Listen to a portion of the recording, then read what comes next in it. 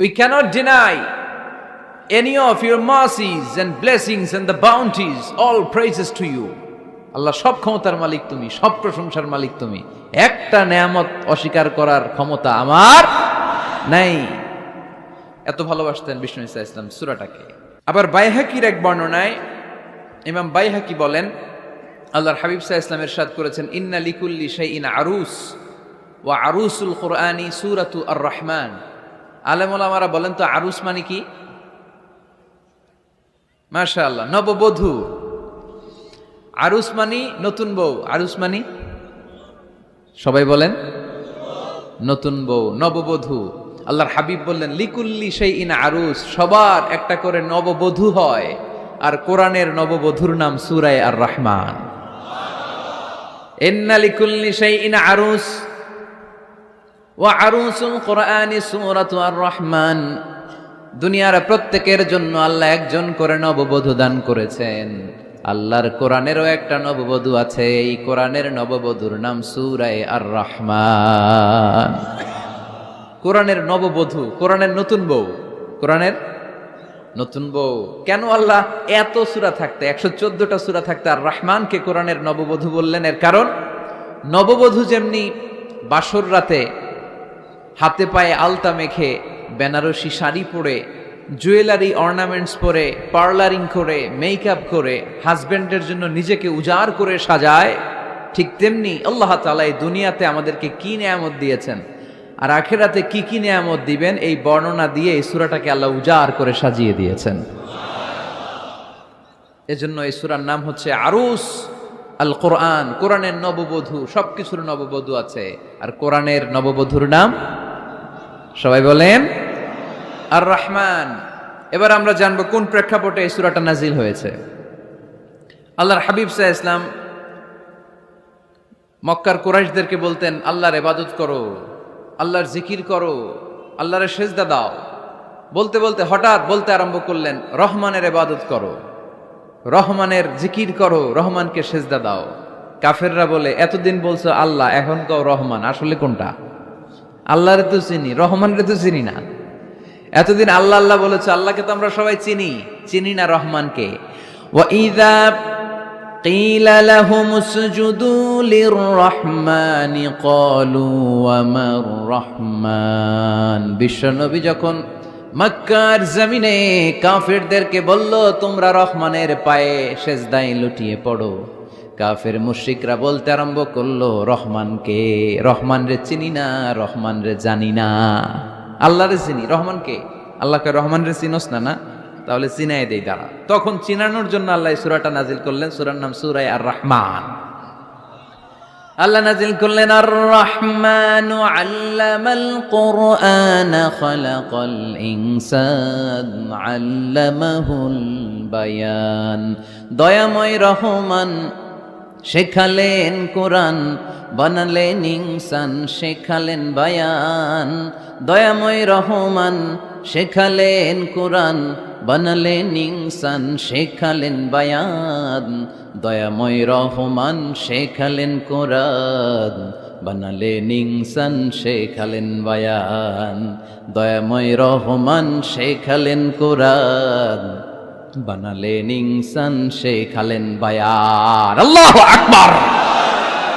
আল্লাহ বলে, রহমান রে চিনো না, রহমান রে তোমরা জানো না।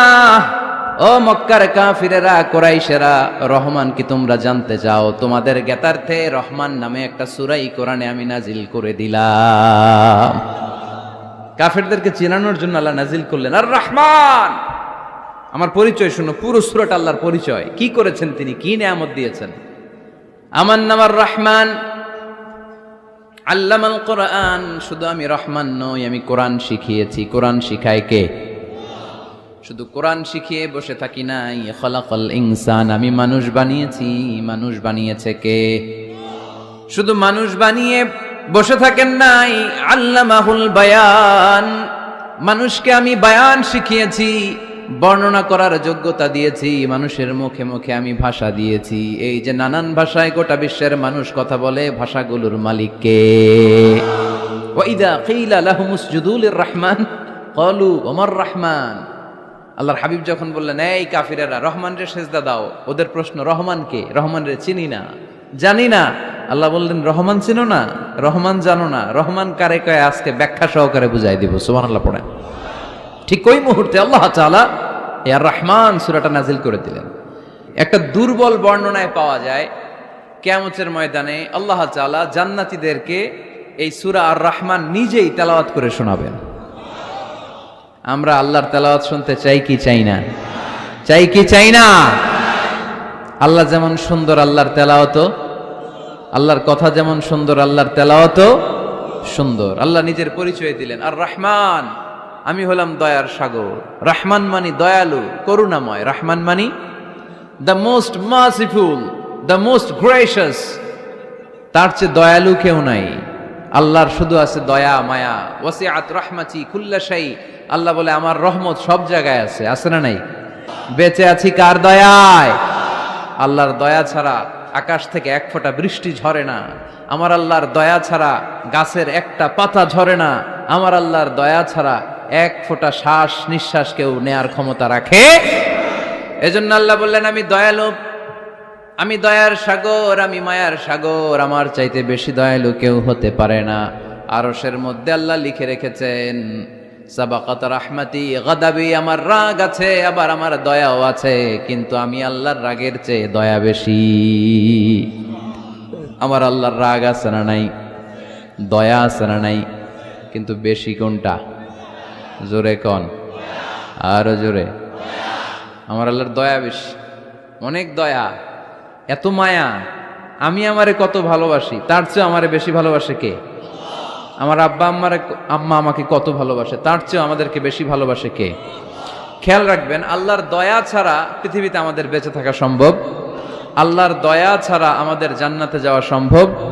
বিশ্বনবী বললেন, মান্নু কিসা উযযিবা, কিয়ামতের দিন যাদের হিসাব নেওয়া হবে, ওই বেটা শেষ, ওই বেটা শেষ। আল্লাহ যদি বলে, এই নামাজ পড়লি না কেন, রোজা রাখলি না কেন, খাদ্যে ভেজাল দিলি কেন, ওজনে কম দিলি কেন, মাছে ফরমালিন দিলি কেন, যৌতুকের জন্য বউ পিটাইলি কেন, টেবিলের নিচ দিয়ে ঘুষ নিলি কেন, একটা একটা করে যদি আল্লাহ ধরে, একটা একটা করে যদি আল্লাহ জিজ্ঞেস করে, আমাদের উত্তর দেওয়ার কোনো সুযোগ আছে? চিল্লায় বলেন আছে? আর যদি আল্লাহ একটু আমাদেরকে দয়া করে, আর যদি আমার আল্লাহ আমার একটু মায়া করে, আর যদি আল্লাহ তাআলা আমার একটু রহম করে, কেউ আমারে ঠেকায় রাখতে পারবে? রোজ হাসরে হে আল্লাহ আমার করোনা বিচার, আল্লাহ করোনা বিচার। রোজ হাসরে হে আল্লাহ আমার করোনা বিচার, আল্লাহ করোনা বিচার। বিচার চাহি না তব দয়া চাহি, এ গুনাহগার, আল্লাহ করোনা বিচার। আমি জেনে শুনে জীবন ভরে পাপ করেছি পরে পরে, এখন আশা নাই যে যাব তোরে বিচারে তোমার, আল্লাহ করোনা বিচার। পড়েন, রোজ হাসরে হে আল্লাহ আমার করোনা বিচার, আল্লাহ করোনা বিচার। পড়েন আমিন। আমরা আল্লাহর বিচার চাই না। বিচার করলে আমরা মাফ পাওয়ার কোনো সুযোগ রাখি না। শুধু দয়া করলে, মায়া করলে জান্নাতে ঢুকতে পারবো। ঠিক কি না? এজন্য বিশ্বনবী বলছেন, মান্নু কিসা উযযিবা, যার হিসাব আল্লাহ তাআলা নেওয়া শুরু করবেন সে হালাক হয়ে যাবে। মান্নু কিসা হালাকা, সে ধ্বংস হয়ে যাবে। হিসাব আল্লাহ যদি চেয়ে বসে, বাঁচার কোনো উপায়? আম্মা জানা এসে বললেন, ইয়া রাসূলুল্লাহ, ইয়া হাবিবাল্লাহ, তাহলে আপনিও কি ঢুকবেন না? বিশ্বনবী বললেন, না, আমিও না।